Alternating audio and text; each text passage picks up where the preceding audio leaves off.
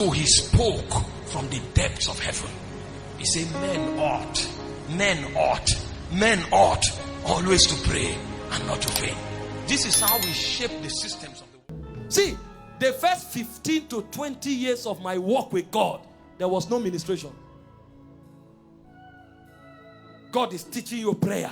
God is teaching you how to hear his voice. God is shaping your character from pride to arrogance to impatience to fear. He's just shaping and shaping. You are there praying, oh Lord, when will our time come? David manifested at 17. Joseph manifested. Yes, it's true. But what is your own degree of manifestation? Of your own transformation? We all, with open faces. The Bible says, exhort not a novice. When he rises up, he will fall into the condemnation of Satan. Have you not seen people that they just made head of ushering? That's where their ministry stopped. They didn't even have sufficient transformation to handle that.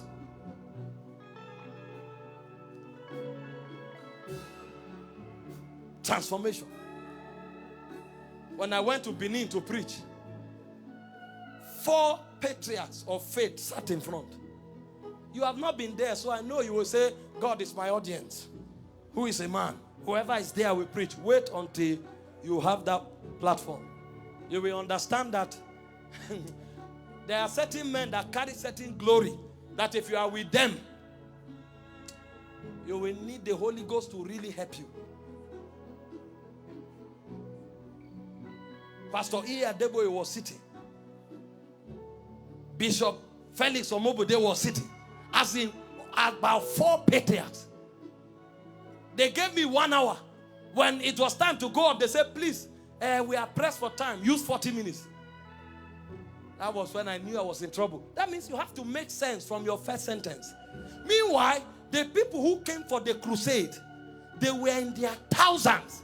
The moment that the GO showed up, everywhere erupted, waiting for the patriarch to bless them. They now threw a tiny boy out. You know the first thing is this the person? Now, why will Papa not preach? You can't come there and not exude lighter. But that's when all of the workings of transformation will go to work. The dimensions of doctrine, the dimensions of character, the dimensions of power. You are able to preach, make sense, transform people, do altar call. Thousands are saved, and then the sick are healed, and you take testimonies inside the time.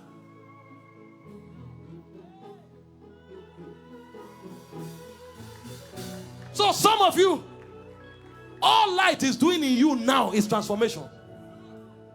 Doors will open up, but the errand of transformation will be complete before doors open. So if you know that, then focus on your transformation. So in the season where God is transforming you, don't kill yourself with prayer for open doors. They won't open. That's why you need intelligence on how light works. You go, you say, Lord, nations. God say, character. You go, you say, Lord, signs and wonders. God say, you talk too much. Go look for books that shape character. Look for messages. Focus on it. You will reduce the wilderness process. The errand of life. This is how we walk in dominion. But when God builds up Zion, he appears in his glory. When you are transformed, you won't need anybody to give you PR. The angels will blow shofars. Shofars. You will be tired of open doors. Ask those who work with us. We literally send some meetings to attend. Now we have categorized the kind of meetings we attend. One is there potential for soul winning? Because there are too many.